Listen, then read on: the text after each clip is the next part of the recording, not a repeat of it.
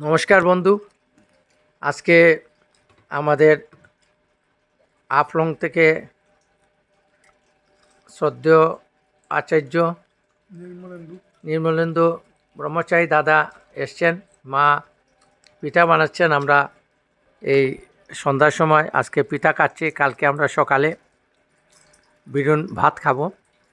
তো এখানে দাদাকে আমরা আমন্ত্রণ জানিয়েছিলাম এবং আমাদের আনন্দমার্গের বিভিন্ন ধরনের পরিকল্পনা কীভাবে আমরা সমাজের কাজে নামবো সেই নিয়ে আমরা আজকে সন্ধ্যার সময় রাত্রেবেলা মিটিং আছে। তো দাদাও এসছেন। কর্মী মানুষকে মহান করে তুলে সাধনা সেবা ও ত্যাগের দ্বারা মহান হতে হবে। বাবার শ্রী শ্রী আনন্দমূর্তি যে সেই মহান ভাবনা নিয়ে আমরা উত্তর পূর্বাঞ্চলে আমরা কাজ করছি।